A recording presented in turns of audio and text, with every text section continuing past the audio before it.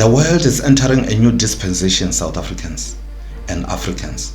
God has transferred power to you and is ready to restore all that was stolen from your continent through slavery and colonization from the East and the West. He has empowered you to engage in moral and material development using the gospel and the Bible in response to our prayer. The Watchman is a channel, South Africans, is here to position South Africans and Africa for using our natural and mental resources for properly running our own affairs through excellent non-racial leadership, building thriving new economies and political structures based on loyalty to God and unity within the continent, which is very critical.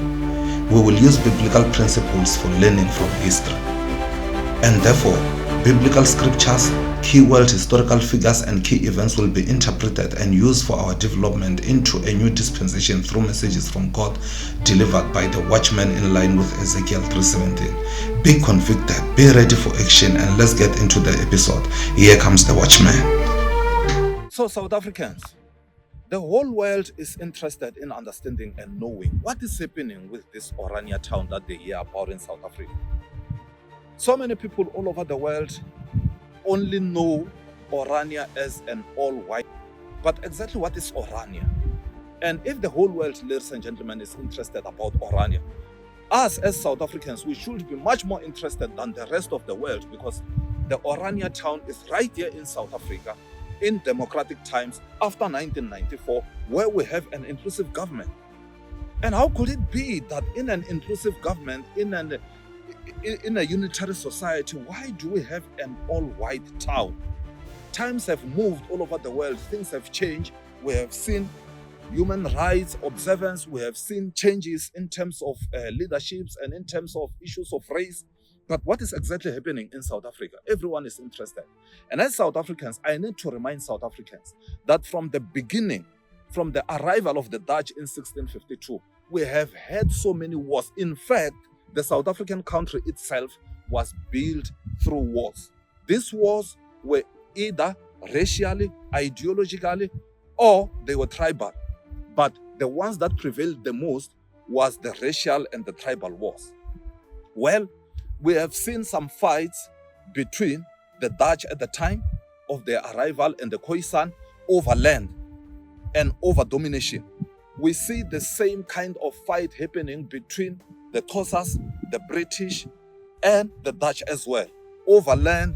So now, when all these things are happening, ladies and gentlemen, time moved until to the time when we got into apartheid, where by that time, black people were completely subdued because they lost the fight. The Xhosas lost the 100 years of fighting, and the Zulus lost in the Blood River, and now black people in general were subdued, and they were under the oppression of the white race, which led into apartheid as well.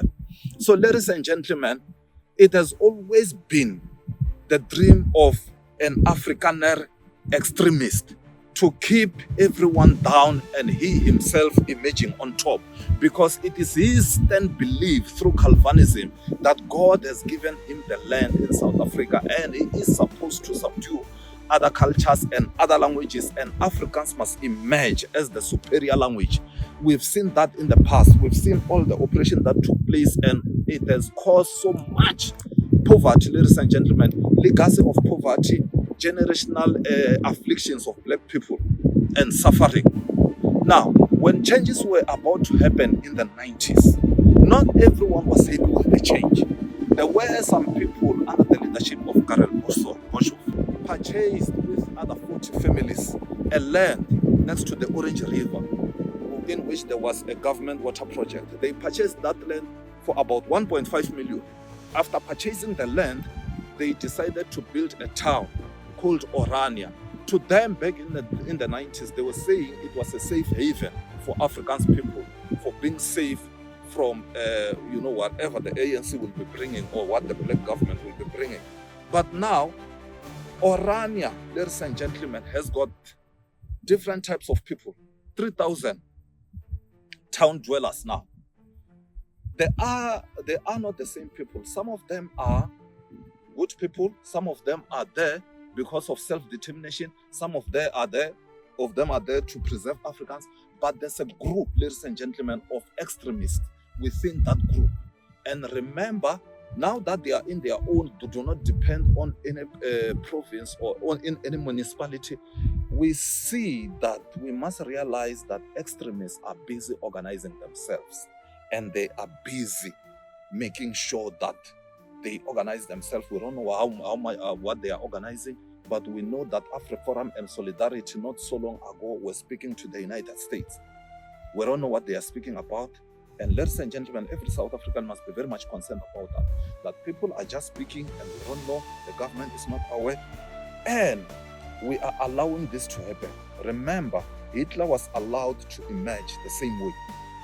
Stalin was allowed to emerge the same way. And it became disaster, something that they could not overturn after they emerged.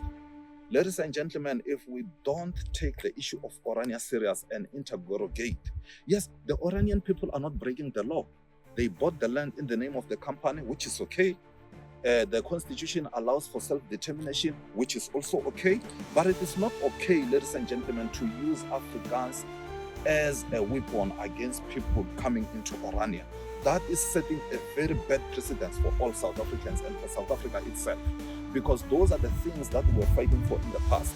And if we allow it to happen, we don't know what this is going to emerge into.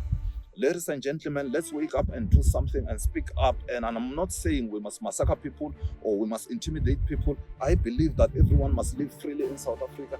Everyone must be afforded an opportunity to be self-determined and to take their own direction. But what is happening in Orania, ladies and gentlemen, it is very, very much significant, and we must not take it for granted.